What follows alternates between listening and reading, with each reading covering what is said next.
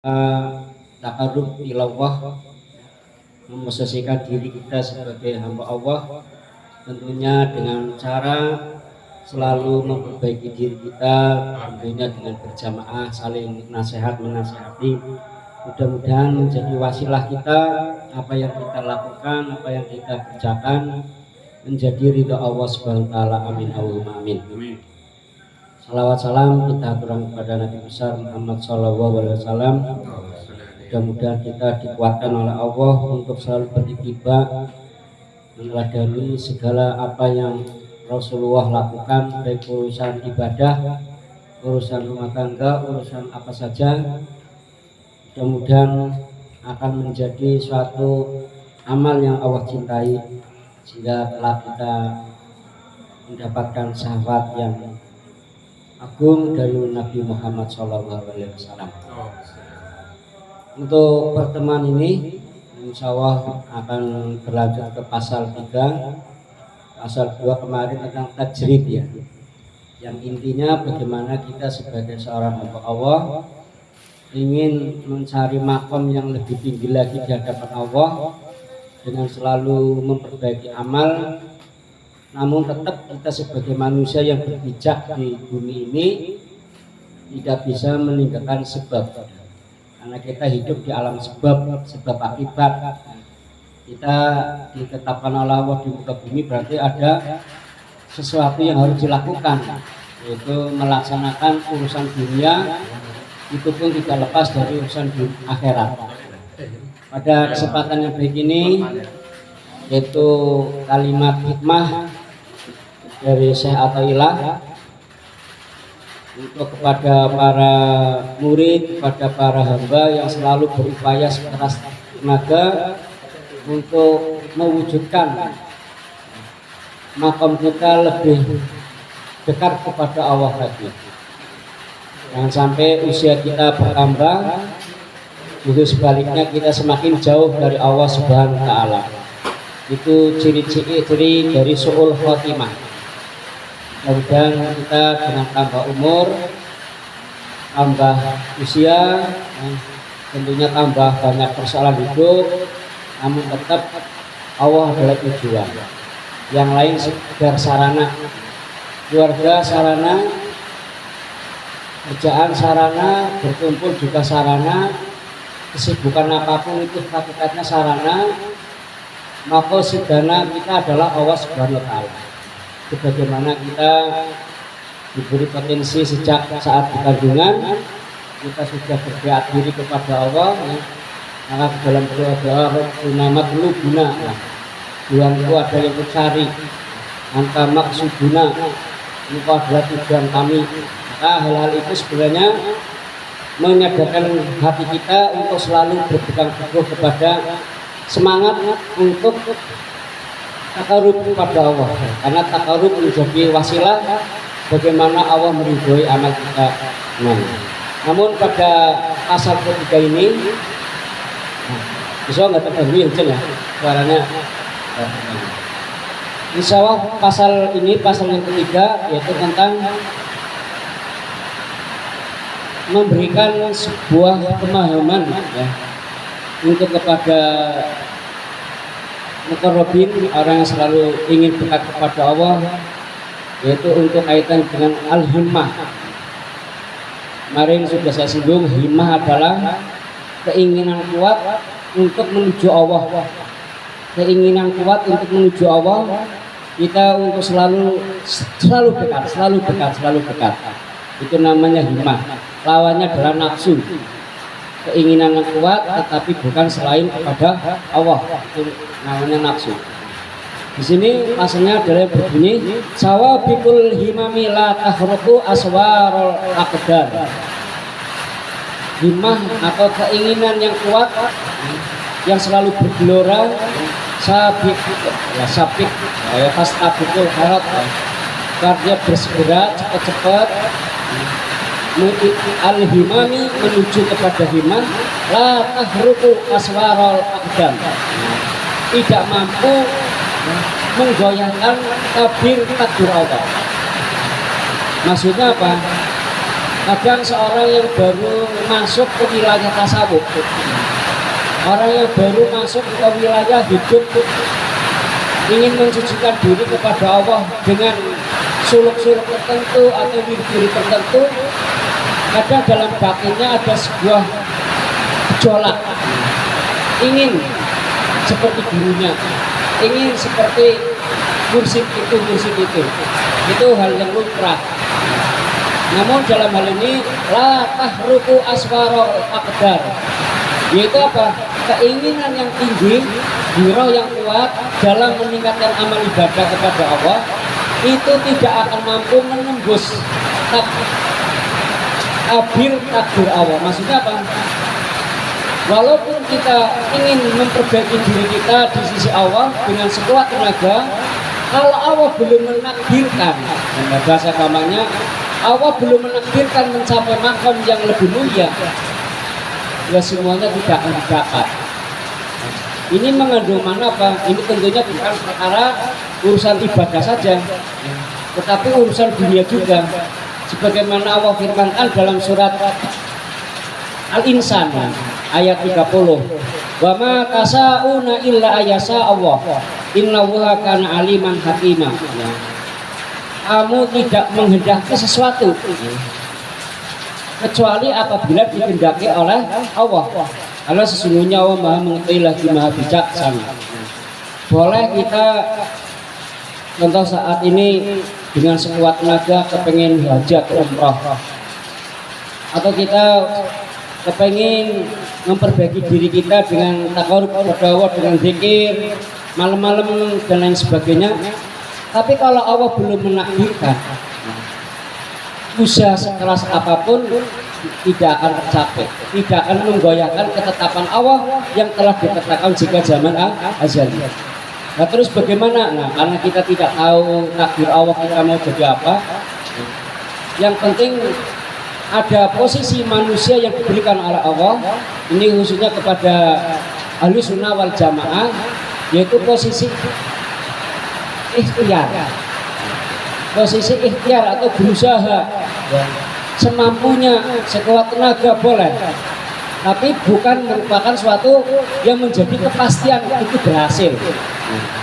Ini satu konsep ahli sunnah wal jamaah yang dipelopori Abu Hasan Asy'ari Al-Maturidi juga.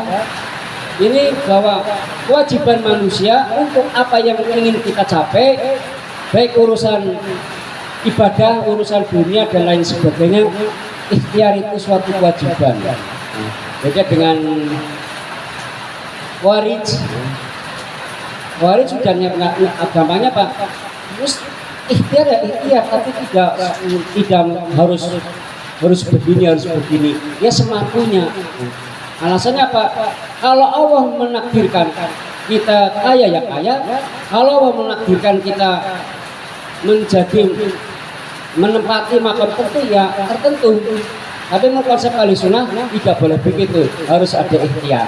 Oh ikhtiar sudah dicapai, itulah takdir aslinya.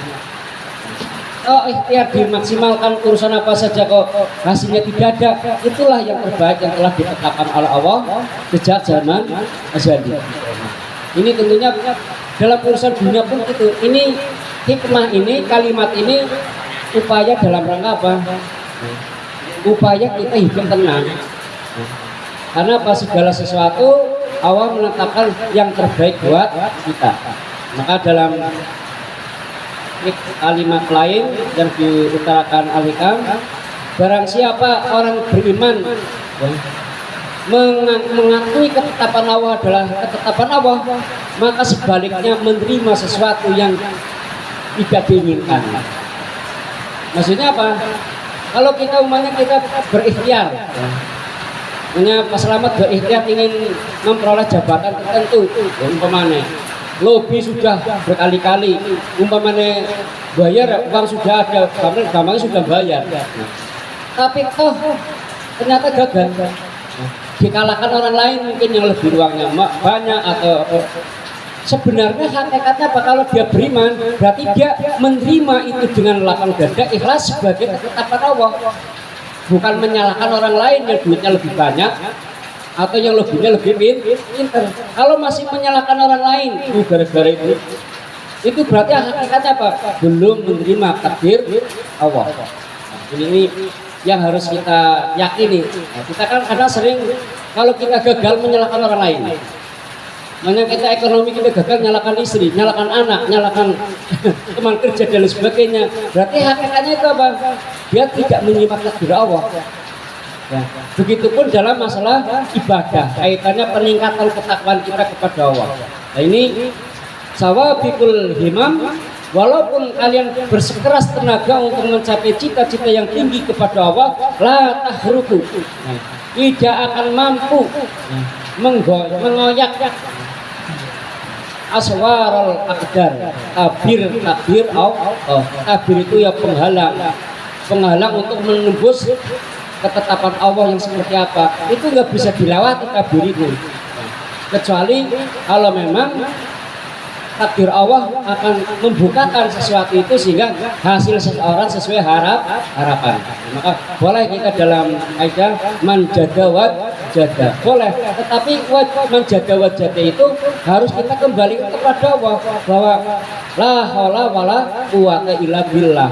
Tidak ada kekuatan apapun, baik dari kekuatan doa, baik dari kekuatan amal-amal ibadah kita yang kita khusyuk, ikhlas dan lain sebagainya, tidak akan menggoyahkan ketetapan Allah, hanya Allah.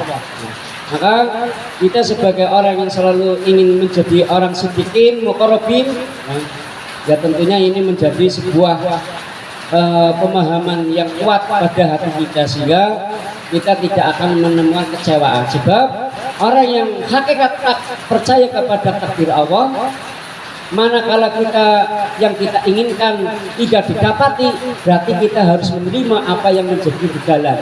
Sama saja saat kita menerima apa yang kita inginkan dapat, harus imbang.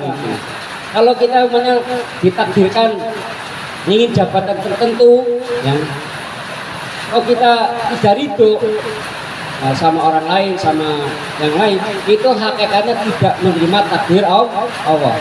Dan ini kalau sudah seperti ini, insya Allah ibadah kita ingin mencapai tingkat yang lebih tinggi kok tidak dapat, kita selalu tenang. Kenapa? Itulah yang terbaik. Kenapa?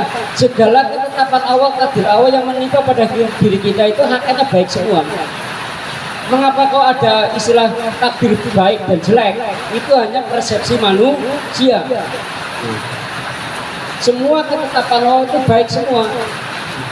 Mungkin panjenengan sudah banyak pengalaman, ya. Kalau menyusuri kegagalan dulu untuk mencapai titik saat ini, itu tidak ada benang putus. Selalu ada kait, oh sebab itu menjadinya saat ini seperti ini. Ya, contohnya saya ini, ya saya dulu ingin kuliahnya di Jakarta, tapi gagal.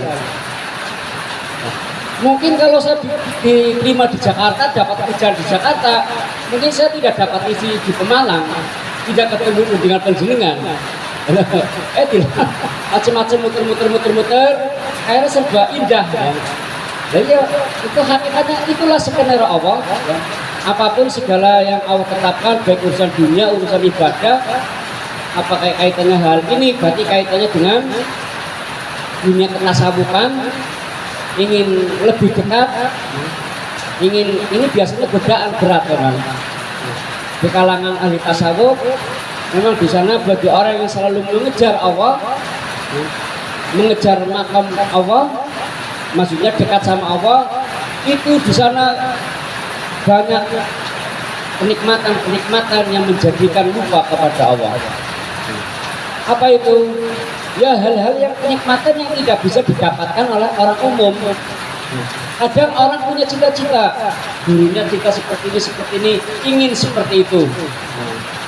Nah, kadang nggak dapat. Ini kadang malah kecewa, keluar dari usaha yang dia lakukan sejak awal. Kenapa? Dia kecewa, keinginannya tidak didapat. Nah, sehingga seolah-olah dengan meningkatkan amal soleh yang luar biasa itu mampu menjadikan Allah menetapkan sesuatu yang diinginkan. Justru kalau keinginan dirinya itu diberikan bukan atas karena Allah, nanti bahasanya lain, istijrod. Istilahnya belangsakna orang untuk lebih tidak dekat sama Allah. Dan contoh itu banyak sekali. Muridnya Nabi Isa alaihissalam, namanya siapa itu? Yang mampu mengetahui rahasia langit. Ada ingat Pak murid Nabi Isa? Asdawang, Asdalwan, itu. Yang murid Nabi Isa itu kemampuan spiritualnya lebih tinggi daripada Nabi Musa sendiri.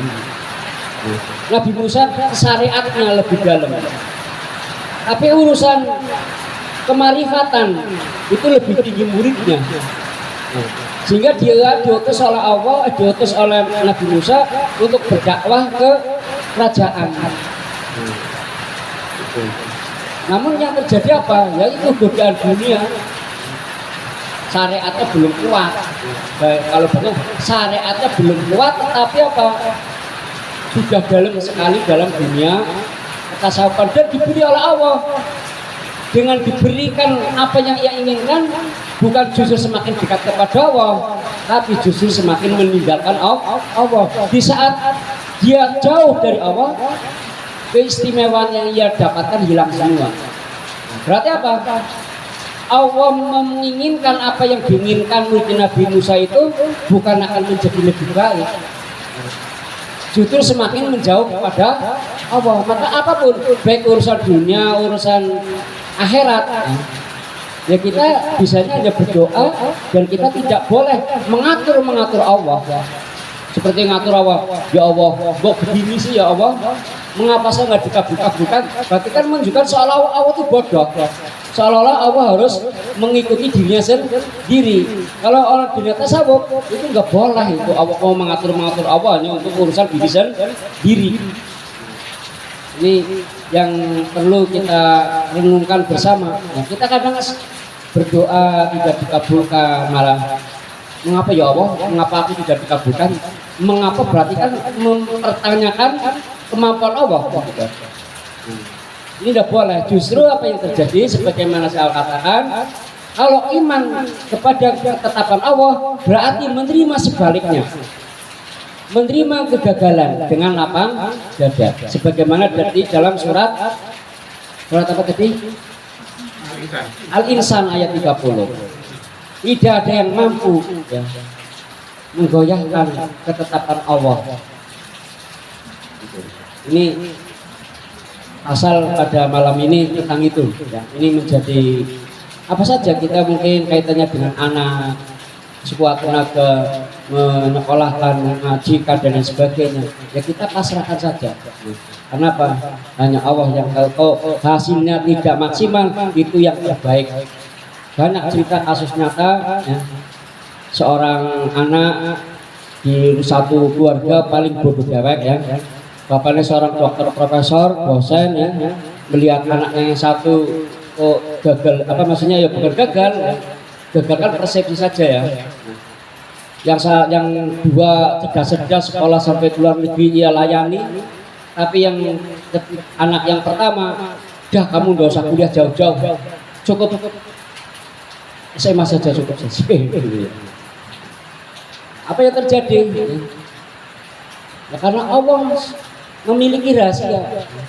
Justru ketetapan yang pahit bagi orang tua yang seperti itu, hakikatnya kalau tahu rahasianya ya manis sekali. Apa yang terjadi? Di saat usia senja, anak-anak yang dulu dibanggakan sukses, dikala sakit jarang ketemu, jarang menjenguk karena jauh sibuk dan lain sebagainya. Justru anak yang dibodoh-bodoh itu tidak bisa kuliah, kerjanya ya serabutan, ya. Justru dia menolong saat tuanya. Akhirnya apa? Merenung, dia minta maaf yang luar biasa, tangisan tidak mampu menghilangkan rasa bersalahnya kepada anak. Yang lain difasilitasi semua, anak yang barat tidak difasilitasi. Tetapi akhir hayatnya apa? Dia mengucapkan maha hebat Allah itu, maha hebat Allah. Itulah ketetapan Allah dan sebagainya. Maka pelajaran penting pada kalimat hitam ini, kalimat juga syahadat ilah adalah itu tadi, boleh kita menggebu-gebu baik urusan ibadah, urusan dunia, tapi tidak akan mampu menggoyahkan ketetapan Allah Subhanahu wa Ta'ala. Kita istilahnya apa ya? Ya sekedar ikhtiar. Karena apa? Semua apa yang menjadi hak kita akan didapat. Maka dalam ayat lain, jika sekalian yakin, dalam hadis, jika sekalian yakin akan dapat rezeki, nanti akan dapat rezeki sebagaimana burung. Pagi-pagi lapar, terbang, tidak tahu mau ngambil makanan di mana, dapat atau tidak, tapi dia tetap istiqomah ikhtiar. Nyatanya ya pulang kenyang. Begitupun besoknya lagi. Nah, kita kalau yakin, insya Allah persoalannya adalah kita nggak yakin. Yang sehingga yang menjadi apa sesuatu yang digerakkan ya secara maksimal, ukuran pikiran manusia bagaimana ya semaksimal mungkin. Yang terjadi akhirnya apa? Koma dan lain sebagainya dengan segala cara. Nah, ini ada suatu kisah seorang alim ya, ini kaitannya dengan ketetapan Allah ya, yaitu Imam Syafi'i dan Imam Malik. Imam Maliknya gurune ya, Imam Syafi'i ke muridnya, kaitan dengan menguji tentang bagaimana ketetapan Allah kaitannya rezeki ya. Suatu ketika Imam Syafi'i ingin berikhtiar menjemput rezeki. Akhirnya apa? Ya bekerja. Setelah bekerja, ya beli anggur. Anggur itu dia berikan kepada gurunya. Ya guruku, ini saya dapat rezeki hari ini. Ini anggur untuk panjenengan. Ini sebab ikhtiar saya sehingga saya dapat anggur, dapat rezeki. Berarti rezeki lantaran ikhtiar. Nah, Imam Malik senyum-senyum. Ini saya nggak ikhtiar, dapat anggur juga. Ya kan, Imam saya betul ikhtiar dengan bekerja. Tapi Imam Malik dia nggak bekerja, hanya duduk-duduk juga dapat anggur diberi Imam Syafi'i. Akhirnya Pak, ya bener apa ya? Ya bener apa? Makanya kaitannya apa? Keyakinan. Maka yakin itu mahal harganya. Keyakinan kalau Allah memberi rezeki ya pasti tidak akan kemana-mana, tidak akan salah alamat dan lain sebagainya. Dan itu kita bisa ibroh kepada makhluk-makhluk Allah yang begitu tawakal dan selalu ditetapkan oleh Allah untuk mendapatkan rezekinya, saya seperti kucing dan lain sebagainya gitu ya. Ini tentunya menjadi saling mengingatkan antara kita ya. Saya juga belum bisa segitu, ini ikhtiar bersama dalam rangka memperbaiki diri di hadapan Allah, memperbaiki ibadah kita. Kita boleh bercita-cita setinggi langit, tetap kita sadar Allah lah yang menetapkan segala sesuatunya sesuai dengan kemampuan atau kepantasan pada diri kita, sehingga kita akan menjadi memiliki ya, ketenangan hidup dalam urusan dunia maupun ibadah. Kita kadang dalam akhirat itu begitu gugup-gugup, kalau kita tidak imbangi keimanan ini ya akhirnya menjadi kecewa, akhirnya apa? Malas bersemangat lagi. Sering ini terjadi di kalangan harakah dakwah manapun ya. Saya ngamati harakah dakwah baik di NU, di Muhammadiyah, para aktivis dikala keinginannya apa yang ia lakukan tidak sesuai harapan, kadang malah tidak semangat. Ini karena apa? Ini pemahaman seperti ini mungkin belum. Ini pelajaran bagi kita. Silahkan yang berkecimpung di partai, silahkan supaya jadi anggota dewan. Yang ingin jadi pengusaha, silahkan biar berkecukupan, kebutuhannya lebih terpenuhi. Tetapi tetap itu ada hak Allah, itu yang namanya takdir. Maka di sini takdir menjadi sebuah rukun dalam kehidupan umat Islam ya, yang memiliki pemahaman yang memang bertingkat-tingkat. Kalau orang awam ya beda dengan pemahaman kita, tentunya ini sedikit kita naikkan pemahaman tentang takdir. Itu pasal ketiga ya, sengaja kita pertemuan satu pasal biar Yang penting kita meresapi untuk meningkatkan pemahaman kita dan berkaitan dengan amal kita. Tetapi amal kita sebagai bentuk ikhtiar, kita sebagaimana pasal pertama, kita tidak boleh apa kemarin ingat pasal pertama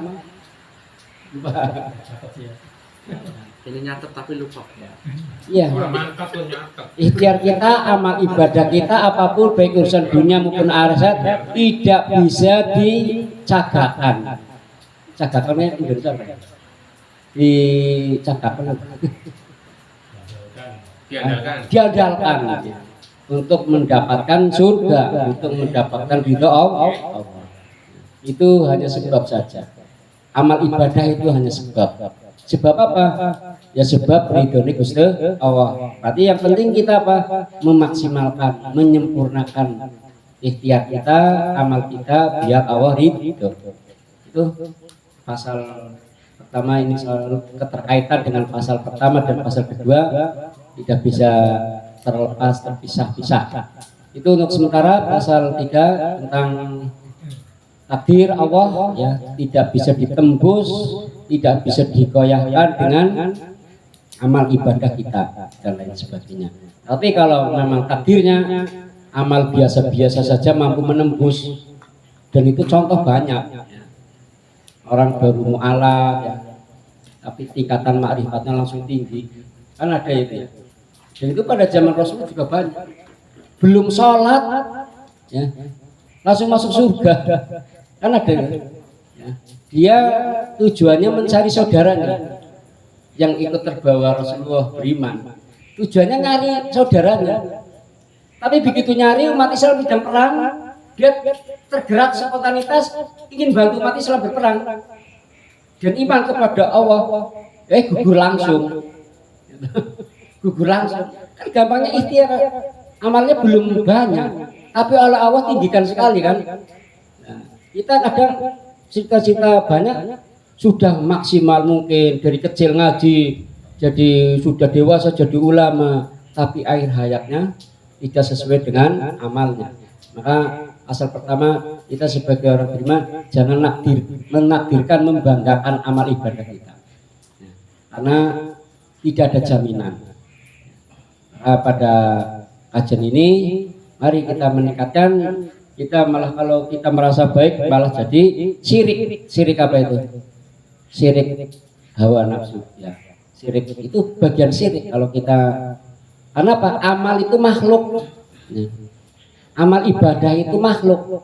Kok kita membanggakan makhluk, ya berarti syirik. Maka kita khusus lurus kepada Allah, itu tujuannya. Ibadah hanya wasilah ya. Harapannya Allah itu meridhoi kita, karena tujuan kita ridho Allah, karena kasih sayang Allah lebih jauh luas daripada amal kita sendiri. Maka kita cari yang lebih luas, bukan berarti kita menyepelekan amal, tetap amal sebagai asbab terwujudnya ridho Allah Subhanahu wa taala. Itu kurang lebihnya yang saya sampaikan. Mungkin bisa dilanjut dengan tanya jawab.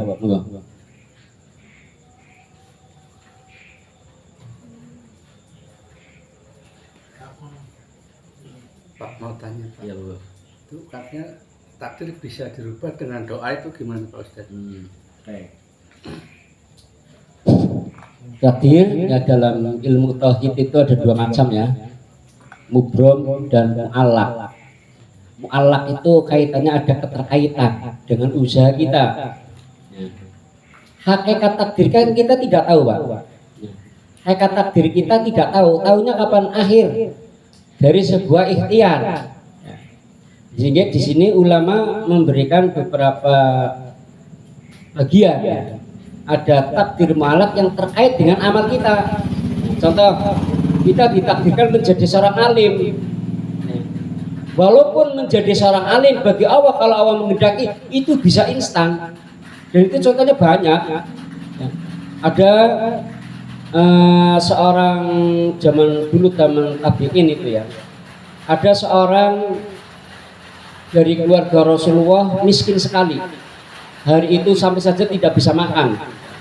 Ada seorang yang melihat kasihan sekali, kepada Rasulullah itu sehingga apa? Pulang mencari apa yang bisa diberikan sehingga duriah Rasulullah ya, kalau sekarang Habib ya gampangnya ya, itu dibantu sehingga bisa makan, sehingga nanti malamnya dia bermimpi ketemu Rasulullah berterima kasih ya atas bantuannya kepada cucu-cucuku.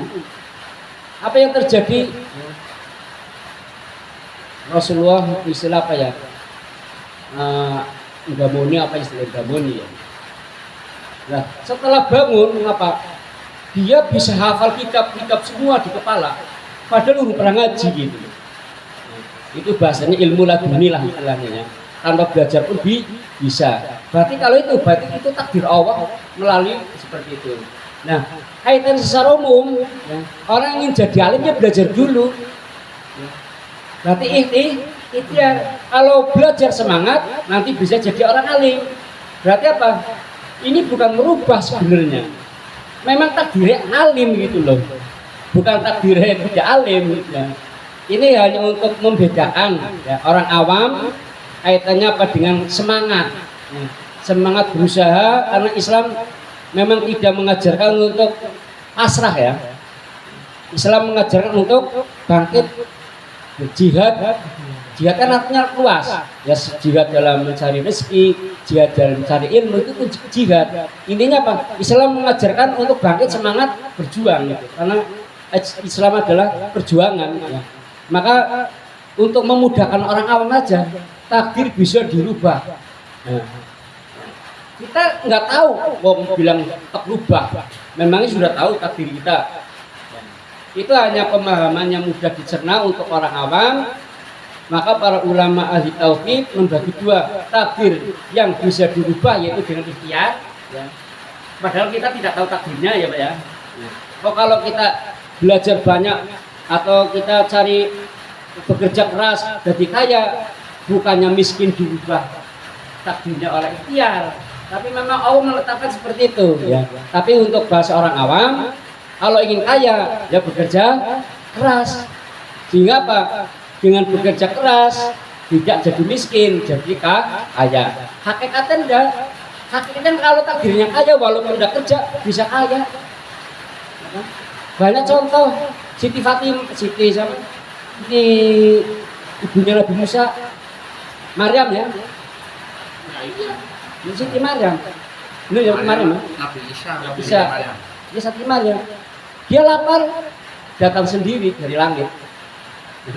Rasulullah juga pernah, Nabi Yahya juga begitu. Dia saat lapar, membuka meja, makanan hidang sudah komplit. Ya Allah menetapkan seperti itu. Tapi untuk orang-orang yang masih awam akidah ya, oleh para ahli tauhid diberi pengertian, anak takdir sing bisa dirubah. Nah, ya sehingga yang kedua takdir kubro yang tidak bisa dirubah apa? Kematian. Nah, dengan kematian, walaupun dokter dengan ilmunya yang canggih tidak akan menunda semenit pun atas kematian dirinya. Itu kan ikhtiar manusia Pak untuk memudahkan memahami ketetapan Allah ya. Sebenarnya yang namanya takdir ya takdir itu nggak bisa dirubah. Sebagaimana tadi tidak bisa ditembus oleh amal. Hanya takdir itu kapan? Ya akhir itu. Akhir. Maka kita sebagai orang beriman adalah bagaimana menjaga akhir amal kita. Berarti ini kaitannya ikhtiar ya. Kalau kita ingin husnul khotimah, ya kita rubah kebiasaan kita untuk bisa husnul khotimah. Ya itu memang para ulama membagi definisi takdir seperti itu ya. Tapi hakikatnya takdir ya ketetapan Allah yang tidak bisa dirubah. Oh doa-doa bisa merubah ya karena takdirnya di akhir itu, setelah doa itu dikabulkan berarti takdirnya itu yang bisa saya jawab Mas Teguh. Enggak lagi nah itu tujuan ilahi antam abdi itu buat doa atau buat apa itu? Iya doa. Nah berdoa ya doa kan nah ini sehingga orang ulama itu menjadikan dua pengertian tadi, mubrom yang bisa dirubah dan mubrom yang dirubah juga kaitannya dengan ayat-ayat juga tadi ya. doa kan, doa silahul mukmin, doa adalah pedangnya orang mukmin ya. Yaitu sebenarnya arahnya ke situ Pak. Yaitu apa? Usaha kita untuk merubah.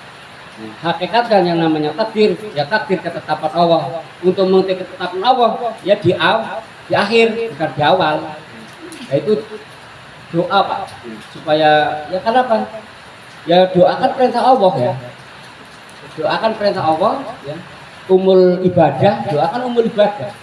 Maka Allah mengajarkan adanya keseimbangan di sini. Berikutnya doa adalah apa? Biar kita yang tidak punya semangat biar punya semangat, yang punya semangat juga bisa mengendalikan semangat itu, jangan sampai kebablasan alias tidak sombong ya. Itu ya Pak. Doa ya kita, karena kita tidak tahu ya kita berdoa kepada Allah untuk ditetapkan takdir Allah, karena Allah itu yang menetapkan takdir ya. Allah yang menetapkan takdir. Tapi takdir itu kalau kita hayati akhirnya tidak lepas dari perjalanan pergerakan kita. Itu sunatullahnya begitu ya. Karena apa? Antara sunatullah dengan ayatullah, kalau kita mempelajari ayat-ayat Allah ya kadang kita bingung. Ada orang yang belajar tentang ayat-ayat Allah itu ada yang mudah, ada yang gampang. Maka untuk bagi yang sulit untuk dengan mudah dengan ayat-ayat Allah, Allah berikan jalan lain. Apa? Ayat-ayat Allah, yaitu alam. Ya seperti kasus ini, kasus Gaza, Allah memberikan maksud yang luar biasa yang saat ini baru kita sadari. Mengapa Gaza ditakdirkan oleh Allah seperti itu? Rahasia-rahasia sudah mulai terungkap. Mungkin orang ulama berdakwah kepada orang non-muslim dengan ayat-ayat tidak gampang diterima. Tapi Allah tetapkan dengan ayat kauniyah, ayat alam, yaitu peristiwa perang. Betapa tangguhnya mental orang Gaza gitu ya. Perang kayak si belum baca Quran, ya anak-anak terkepung tidak lepas dari Quran, itu yang membuat mereka tercengang. Oh bisa sekuat itu mentalnya. Apa yang membuat mental orang Gaza itu bombardir, tidak mau tinggal kampung, tidak mau. Ini ternyata apa? Menggugah ya, keimanan orang-orang Barat. Sekarang ribuan gara-gara Gaza. Ya. Setiap hari, setiap detik orang Eropa masuk Islam gara-gara peristiwa Gaza. Ya. Itu menyadarkan. Nah ini Allah menyadarkan, ya berarti kan takdirnya dia orang jadi mukmin ya. Tapi lewatnya ayat-ayat kauniyah, alam. Nah, tadi kaitannya takdir, ya, kita akan ketemu klop. Maka di sini dalam ayat Al-Quran, inna fi khalqis samawati li ayatil li ulil albab. Sesungguhnya diciptakannya langit dan bumi, wahtilafil laili wan nahar. Inna fi khalqis samawati wal ard wahtilafil laili wan nahar. Sesungguhnya dengan diciptakan langit dan bumi itu li ayatin, ada tanda-tanda kebesaran Allah. Dengan apa? Itu dengan ada peredaran malam siang. Siapa yang bisa menangkap seperti itu? Li ulil albab. Di sini tidak dikatakan liulil ilmi, liulil akli ya, liulil albab. Albab itu siapa? Orang yang dengan akalnya suka merenung, melihat, direnungkan. Ini akan menjadi apa? Kekuatan kita untuk menyatukan antara ayat Quran dengan ayat alam. Sehingga yang terjadi apa? Isinya ya bersyukur, isinya ya kagum Allah, sehingga hilang sombong, hilang tangkuhan. Karena apa? Di sekeliling kita kebesaran Allah tidak ada bandingannya dengan kemampuan kecerdasan akal kita. Kita nggak ada apa-apanya. Itu dalam surat Al-Hujurat kalau nggak salah, ayat 30 lupa ayat ya. Inna fi khalqis samawati wal ardi wa ikhtilafil laili wan nahari li ayatin lil albab. Siapa ulil albab? Alladzina yatadzakkaruna wa ya, qiyaman wa qu'udan wa ala junubihim, yaitu orang yang selalu ingat Allah di kapan? Qiyaman, di saat berdiri, qu'udan, di saat duduk, wa ala junubihim, di saat lelengan atau rebahan. Ini selalu merenungkan. Walladzina yatafakkaru fi khalqis samawati, itu selalu berpikir tentang ciptaan langit dan bumi. Wa ma hadza wa ma khalaqta hadza batila. Apa? Bahwa akhirnya dengan tadi berpikir dan berpikir menemukan apa? Ternyata tidak ada yang sia-sia yang Allah ciptakan, baik tentang takdir dirinya maupun takdir makhluk-makhluk yang lain. Intinya apa? Seorang ulul albab akan menyadari itu semua. Doa kembali hanya ikhtiar, ibadah ikhtiar. Maka selanjutnya ya, wama kan apa? Wama kana di ayat apa palen? Wama khalaqta hadza batila. Tidak ada yang diciptakan oleh Allah yang tidak ada gunanya. Semuanya ada bermanfaat. Baik yang diciptakan itu kelihatannya menguntungkan maupun yang tidak menguntungkan. Ya seperti kasus Gaza ini. Kalau dilihat mata sebelah kan kezaliman yang luar biasa ya. Sisi lain kezaliman yang luar biasa di Mesir. Tapi sisi lain di situ Allah membukakan rahmat yang luar biasa melalui perang Gaza. Apa? Ribuan non muslim masuk Islam. Gampangnya mati 1000 gantinya 1000 istilahnya. Dan ini membukakan mata barat ya, selama ini tertipu oleh berita-berita yang dimiliki negara sana. Ditipu semuanya. Akhirnya apa? Bisa tembus dengan mudah menerima ayat-ayat Quran. Berarti itu takdir Allah itu. Ini apa ya? Mungkin ada lagi.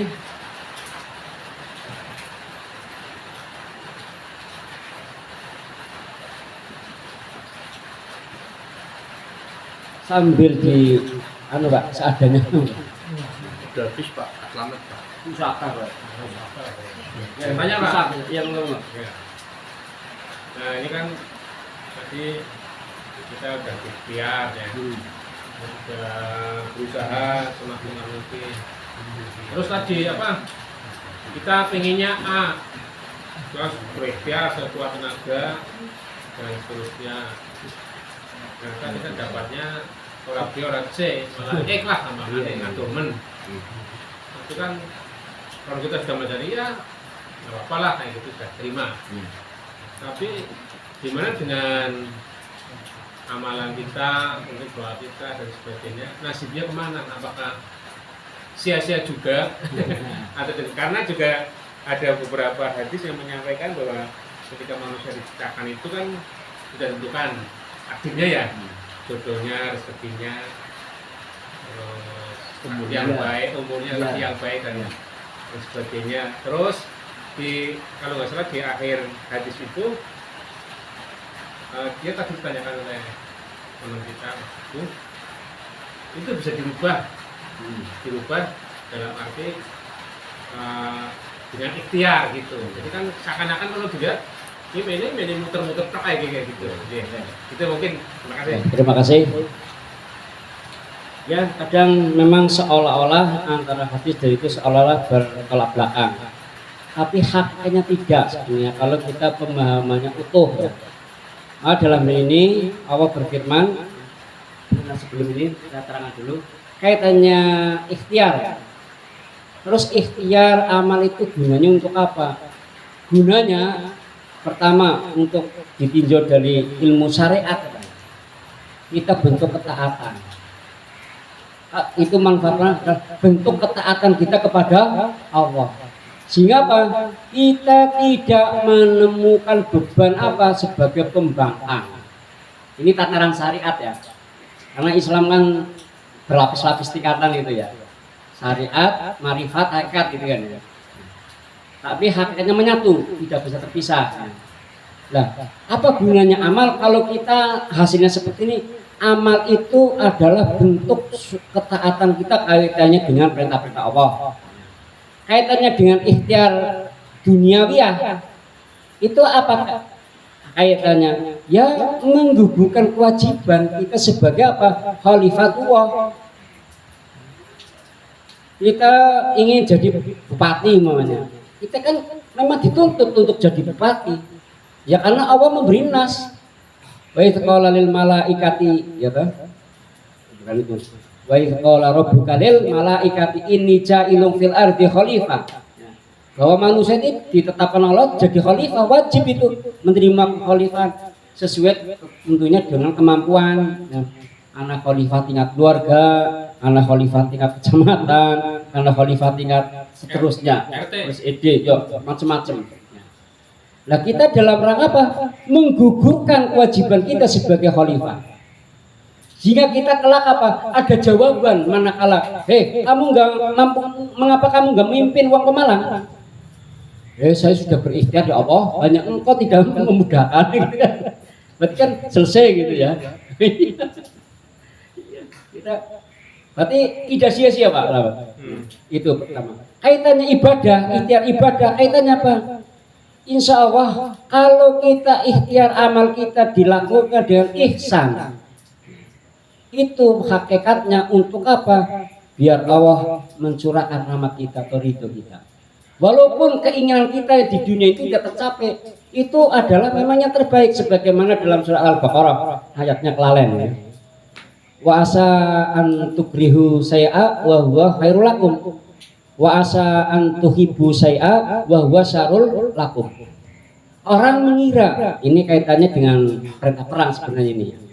Ayat sebelumnya qul qitalun bih ya, tentang kita kutiba alaikumul qital sebenarnya. Tapi oleh ulama ini maknanya kemana-mana. Wasa antakruhu say'a wa huwa khairul lakum, wasa antuhibu say'a wa huwa syarrul lakum. Kamu mengira ya, yang kamu tidak anggap jelek, tidak baik, padahal menurut Allah itu baik untuk kamu. Ya. Sebaliknya, kamu mengira sesuatu yang kamu cintai, kamu sukai, tapi bagi Allah itu jelek untuk kamu. Ini kaitannya kembali, ikhtiar kita sudah maksimal, kau gagal, kan nggak suka ya Pak ya? Tapi menurut Allah untuk jelek itu yang terbaik, gagal buat. Ya contohnya kemarin ya, kalau Agung tidak jadi bupati, ya orang mau berpenjara ya. Berarti kan lebih baik tidak jadi bupati ya. Berarti si Selamat sih lebih bupati ya Pak ya. Itu satu contoh. Maka, nah kita kaitannya materi ini apa? Kita harus berlapang dada menerima apa yang terjadi. Yang terjadi Agung kayak kaya, takdir kayak kaya. Lawannya Agung kalau jadi, ya itu yang terbaik buat lawannya yang nggak jadi, sehingga selamat dan lain sebagainya. Berarti apa? Ikhtiar tidak ada yang sia-sia. Nah, untuk menjadi sia-sia tidaknya, di situ tergantung niatnya. Kalau kita niatnya ingin jadi khalifah, menjadi bupati, amanah si Gusti Allah kon ngatur kon nata tatanan masyarakat lebih baik. Nah, itu wajib hukumnya. Kok dengan usaha maksimal gagal, itu mungkin Gusti Allah melas sampai orang mampu ben aman dari turunnya nyenyak. Para bupati urun tentu turunnya nyenyak kayak darat Pak. Ya, mungkin lebih nikmat saya jam 10 ngantuk turu Pak. Ya. Bupati urun tentu ya Pak ya. Nanti jam subuh lembur. Maka itu disitulah wa asa an takruhu syai'a wa huwa khairul lakum wa asa an tuhibbu syai'a wa huwa syarrul lakum wallahu a'lamu wa antum la ta'lamun. Allah yang lebih tahu dan kalian tidak tahu gitu. Nah biar tahu yaitu mempelajari ilmunya Gusti Allah, salah satunya ilmu tasawuf ini. Hanya orang-orang tasawuf tidak ada istilah gagal, nggak ada istilah gagal, nggak ada istilah kecewa. Ya, di musuh orang lain aja tersenyum. Kalau kita kan di musuh orang lain marah, ingin balas. Ya gitu karena makom kita sebatas itu. Itu Pak Selamat yang bisa saya jawab, mungkin bukan yang kurang pas. Enggak. Terus itu apa? yang bencana itu kan termasuk takdir yang mudram, Oh ya. mudram ya, bencana alam gitu ya. Hmm. Tapi saya pernah dengar juga ada beberapa yang menyampaikan bahwa ketika Allah akan menimpakan bencana pada suatu wilayah, tetapi di wilayah itu masih ada orang yang berdakwah, ada orang yang haji dan sebagainya, itu berdoalah gitu intinya biar aman. Iya. Maka di Iya. Iya. Iya. tunda bencana alam. Iya. Padahal kan bencana itu termasuk bencana yang mubror ya, bukan mualak ya gitu. Nggih. Ini memang banyak hadis saya Darul Fasada Bima Kasabat, bahwa kerusakan di bumi adalah ulah tangan manusia. Hakikatnya Allah itu menetapkan yang baik-baik gitu ya, berarti ya. Tapi ya tadi seperti tadi kita kan memberikan teori dan lain sebagainya sebelum terjadi apa ya? Ya, Sebelum terjadi. Padahal takdir itu saat terjadi. Kalau belum terjadi namanya qadha. Ya, ketetapan yang tertulis sejak. Lah kita kan tidak tahu ketetapan yang tertulis seperti apa. Ya, ada bulat-bulat Pak. Maka ujung-ujungnya ya Pak, ketetapan Allah tidak bisa dirubah. Hanya Allah juga kan memberi bahasa Allah kan juga disesuaikan dengan bahasa manusia Pak, melalui Rasulnya, yaitu bahasa ikhtiar ya, yang tadi apa, karena ada orang mau dibencanakan, ada orang soleh berdoa, Allah mengasihi orang soleh itu, sehingga itu sebenarnya ya pelajaran penting bagi kita supaya apa? Supaya jangan menjadi kerusakan ya kita jadi orang-orang yang soleh gitu aja kan. Maka tadi bahasanya ahli tasawuf kan dibagi dua Pak ya, untuk memahamkan ada sebab akibat gitu loh. Tapi hakikatnya takdir itu adalah ketetapan Allah, berarti sudah terjadi. Takdir terjadi ya ora ya ora. Ini seperti Israel kok mengapa nggak dilenyapkan itu ya, malah gazanya itu kan menurut persepsi manusia ya. Persepsi Allah punya makar lain ya, yang lebih menguntungkan bagi manusia ya. Sedang membukakan mata batin manusia yang luas di sana ya, kasus-kasus fitnah umat Islam dikatakan teroris ya, sehingga WTC dihancurkan yang memfitnah umat Islam. Di balik fitnah itu apa? Luar biasa Pak. Dakwah Islam dengan mudah tanpa untayan kalimat indah dari ulama ya, seperti ini. Ulama nggak usah ceramah kemana-mana, sudah cukup melihat revisi kasus Gaza saja sudah membukakan mata yang luar biasa gitu. Maka segala sesuatu, maka dalam surat apa itu Al-Mulk ya, alladzi khalaqal mauta yabluwakum ayyukum ahsanu amala. Ya, Allah menciptakan kematian, kehidupan, berarti kan takdir juga ya Pak ya. Tujuannya apa? Supaya manusia itu merlungi. Ya, supaya di posisinya kepada Allah semakin lebih baik ya, untuk dirinya dan orang lain. Kita kan sering membaca takdir orang tapi tidak menjadikan sebuah pelajaran untuk kita sendiri, sehingga banyak kejadian-kejadian takdir yang menimpa pada diri kita, tetapi diri kita masih ajek ya, tidak ada yang lebih baik daripada hari kemarin ya. Itu Pak Slamet ya, mumpung kembali Pak, kalau itu orang bakal rampung. Ya memang ayat hadisnya ada sih Pak. Tapi hakikatnya kalau sudah ditemu nggak ada perbedaan sebenarnya. Hanya kalau membahas supaya ketemu titik ketemu butuh bahasan yang panjang lebar itu. Ya mohon maaf Slamet nggak bisa memuaskan. Enggak.